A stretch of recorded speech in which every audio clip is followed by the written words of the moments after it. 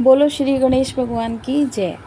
आज मैं आप लोगों से श्री विष्णु भगवान का एक चमत्कार शेयर कर रही हूँ, जो कि मैंने अनुभव किया कि वह किस तरह से हमारे अंदर कई बार द्वंद्व चल रहा होता है, उसको कैसे दूर करते हैं। और द्वंद्व से अर्थ है मतलब कि किसी समस्या को लेकर आप परेशान होते हैं जब, तो हम नेचुरल है, हम कई बार ऐसा होता है ना, हम भगवान पे ही छोड़ देते हैं। और छोड़ भी देना चाहिए, क्योंकि हमारे करने से तो जो होता है, लेकिन होता वही है जो ऊपर वाले की इच्छा से होता है। तो ऐसा ही कुछ मेरे साथ भी हुआ।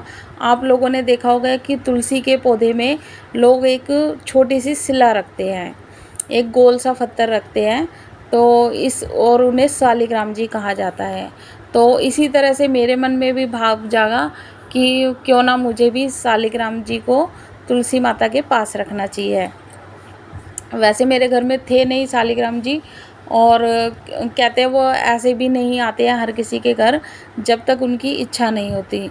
जब उनकी इच्छा होती है तभी वह उनके घर आते हैं। तो आते कैसे हैं? वो स्वयं नहीं आते, मतलब कि आपके मन में भाव जागेगा कि मेरे घर में भी शालिग्राम जी होने चाहिए, तो आप उस तरह से लाते हो। आप बेशक उन्हें पैसे देकर, मतलब दुकानदार से लाते हो, लेकिन उन्हें ख़रीदा नहीं जाता, ना ही बेचा जाता है। लेकिन जो एक वो होती है ना कि देखो, जो लोग उन्हें वहाँ से यहाँ तक लाए हैं, और तो वो उस चीज़ का श्रम होता है, लेकिन उनका कोई मोल नहीं होता है। तो इसलिए ये बात तो छोड़ ही दीजिए कि हम उन्हें ख़रीद के लाए या वो लाए। वो आते जब है जब हमारे मन में भाव होता है और जब उनकी इच्छा होती है। तो इसी तरह से मेरे मन में भी भाव जागा, और कि हमारे घर तुलसी जी के पौधे में हमारे यहाँ शालिग्राम जी को भी होना चाहिए। तो मैं दुकान पर गई और शालिग्राम जी को ले आई, और लाके मैंने तुलसी जी के पौधे में रख दिया। और वहीं जब तुलसी जी पर जल चढ़ाती थी तो शालिग्राम जी पर भी जल चढ़ा देती थी, तो वो उस तरह से उनका स्नान हो जाता था ना। मैंने उनके बारे में ये भी नहीं पता करा कि भाई उनकी पूजा स्त्रियों को करनी चाहिए कि नहीं करनी चाहिए, ऐसा मैंने कुछ भी नहीं पता करा। तो फिर कहते हैं कि जब भगवान आ जाते हैं तो वो अपने आप ज्ञान देते रहते हैं धीरे धीरे, और धीरे धीरे आपको स्वतः ही पता चलने लग जाता है। तो ऐसे ही एक दिन हमने पूर्णिमा का कथा कराई थी भगवान श्री विष्णु हरि की। तो जो पंडित जी आए थे तो वो कह रहे हैं कि अगर आपके घर में भगवान श्री विष्णु हरि जी की प्रतिमा हो, लड्डू गोपाल हो या शालिग्राम जी हो, तो आप उनको पूजा में रख सकते हो। तो अचानक मेरे मुंह से ये निकल गया कि पंडित जी, लड्डू गोपाल भी हैं और शालिग्राम जी भी हैं, और वो तुलसी जी के गमले में हैं।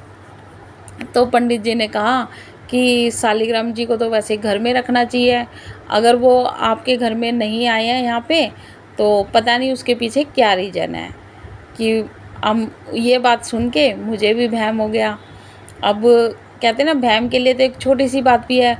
अब मेरे मन में ये दुविधा थी कि मैं लाई तो इसीलिए थी कि तुलसी माता के साथ रखें, क्योंकि सुना भी यही था कि शालिग्राम जी को हमेशा तुलसी माता के साथ ही रखना चाहिए। अब मैं उन्हें कैसे हटाऊं? तो पंडित जी से मैंने पूछा कि पंडित जी, लाके हम घर में रख सकते हैं इस तरह से? तो कह रहे कि हाँ, आप लाके रख सकते हो, मतलब। लेकिन उनकी जो ये बात थी ना कि ऐसा वो क्यों चाहते हैं कि वो नहीं आए, मतलब घर में आए आपके। तो यही बात मेरे को अंदर से ना थोड़ी सी खटकने लगी, और फिर थोड़ा मुझे ये भी दुख हो रहा था कि मैं तुलसी माता के पास मैंने शालिग्राम जी के शिला को रखा है, और उन्हें मैं वहाँ से कैसे हटाऊँ। तब मुझे कोई उपाय सूझ ही नहीं रहा था, तो मैंने भगवान पर ही छोड़ दिया। मैंने मन ही मन शालिग्राम जी से प्रार्थना की कि भगवान जी, अब आप ही उपाय करो, और अब मेरे को ये देखना है कि आप कैसे हमारे घर पधारोगे। अब कुछ समय बीत गया, एक महीना ही बीता होगा। एक दिन अचानक छत पर बंदर आया, और बंदर ने शालिग्राम जी को उठाया, और उसने ऊपर 2-3 मंजिल से नीचे फेंक दिया उन शालिग्राम जी को।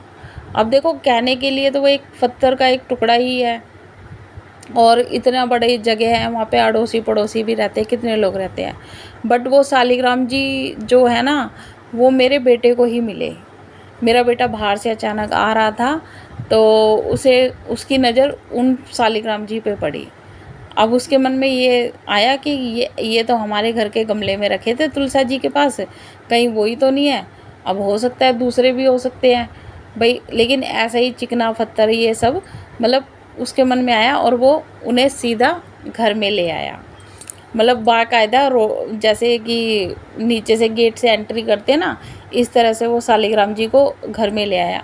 और इत्तेफाक देखिए उस दिन भी एकादशी का दिन था। अब मैं ऐसे ही लेटी हुई थी तो आके बोला, मम्मी देखो ये क्या है। तो मैंने कहा ये तो हमारे गमले में रखे थे, ये तो वो है। तो कह रहा नहीं ये मुझे नीचे मिले, मतलब बाहर से मिले और मैं उन्हें उठा लाया। अब फिर मैंने सोचा, मैंने कहा शायद किसी और के होंगे और किसी और ने फेंक दिए होंगे। अब मैंने अपने गमले में जाकर देखा तो हमारे वहाँ शालिग्राम जी नहीं थे। तो मुझे समझ आ गया कि ये शालिग्राम जी से मैंने प्रार्थना की थी कि भगवान जी आप कैसे घर में आएंगे और वो है, तो ये उसी का फल था। तो अब इस तरह से घर में हमारे शालिग्राम जी आ चुके थे और कहते हैं लड्डू गोपाल और शालिग्राम जी की कोई विधिवत जो उन्हें स्थापना करने की कोई विधि नहीं होती, वो अपने आप में ही मतलब पूर्ण होते हैं। तो अब मैंने भगवान जी के लिए, मेरे पास कोई सिंहासन भी नहीं था, कुछ भी नहीं था, लेकिन सिर्फ एक छोटा सा मतलब मलमल का सा कपड़ा पड़ा था, कपड़े का टुकड़ा पड़ा था और उसी को मैंने अपनी पूरी श्रद्धा भक्ति भाव से बिछाया और उन शालिग्राम जी को पहले साफ जल से धोया और फिर गंगा जल मिले हुए जल से मैंने उन्हें स्थापित कर दिया। और तब से मैं शालिग्राम भगवान जी का नित्य स्नान करवाती हूँ और पूजा पूजा वगैरह भी करती हूँ और कभी कभी मेरे पति भी कर देते हैं और कभी कभी मेरे बच्चे भी। तो फिर उसके बाद मेरे मन में एक भाव हो जाएगा कि धीरे धीरे ऐसी एक वीडियो देख रही थी मैं, तो उसमें मैंने ये देखा कि उसमें मैंने ये सुना कि स्त्रियों को क्या शालिग्राम जी की पूजा नहीं करनी चाहिए। अब ज़्यादातर लोग मना ही कर रहे थे।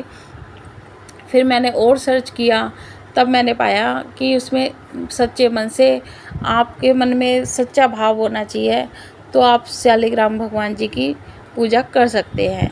क्योंकि हम लोग सांसारिक लोग हैं और हमें गृहस्थ आश्रम में मतलब सब तरह के रिश्ते निभाने होते हैं। अब कई बार ऐसा होता है कि जैसे कई घर के पुरुष होते हैं, वह स्वतः ही मन से पूजा पाठ करते हैं। अब कई घर में नहीं पुरुष करते तो उनकी स्त्री को करनी चाहिए। अगर स्त्री और पुरुष दोनों ही नहीं करेंगे तो उस घर का क्या होगा, वो तो आप खुद ही सोच सकते हैं। तो दोनों में से एक को तो कमांड संभालनी ही होती है। तो ये एक शालिग्राम जी की मतलब एक सत्य घटना थी जो कि मेरे मन में अंदर तक मतलब छू गई है। उनका जैसे एक चमत्कार है कि किस तरह से भगवान ने मेरी प्रार्थना सुनी और किस तरह से वो हमारे घर पर धारे। मतलब मुझे ऐसा लग रहा था कि अगर मैं तुलसी माता के पास से शालिग्राम जी को हटाऊंगी तो मुझे पाप छड़ेगा। तो भगवान ने मेरी ये मनोदशा दूर कर दी और मेरी गलतफहमी को दूर कर दी। कहते हैं कि घर में जब लड्डू गोपाल या शालिग्राम जी आपके घर में आ जाते हैं तो उनकी प्राण प्रतिष्ठा की कोई आवश्यकता नहीं होती और जिस घर में भी वो आ जाते हैं वहाँ पे सुख संपत्ति वैभव अपने आप आ जाता है। और इसका एक चमत्कार तो मैंने खुद स्वयं महसूस करा कि जब कोरोना काल चल रहा था तो उस टाइम मेरे पति की जॉब ऐसी थी कि उन्हें काम से बाहर जाना पड़ता था और उसी टाइम अचानक उन्हें दूसरी जॉब की ऑफ़र आ गई। तो जिससे कि ये मेरा विश्वास और पक्का हो गया, क्योंकि अगर कोरोना काल था और उनका काम वैसा ही होता कि उन्हें दूर जाना पड़ता तो वो नौकरी तो वैसे भी जानी ही थी।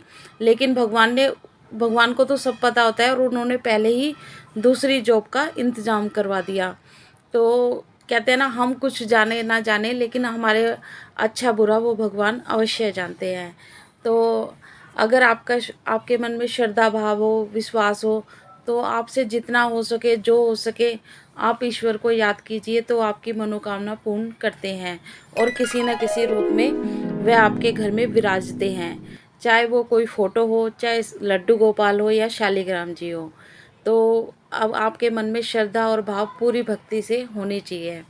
अगर आपको मेरी ये वीडियो पसंद आई हो तो मेरी वीडियो को लाइक कीजिए, शेयर कीजिए एंड मेरे चैनल को सब्सक्राइब कीजिए। और ये मेरा एक सत्य अनुभव था। Thanks for watching. बोलो श्री विष्णु हरि भगवान की जय, शालिग्राम भगवान की जय।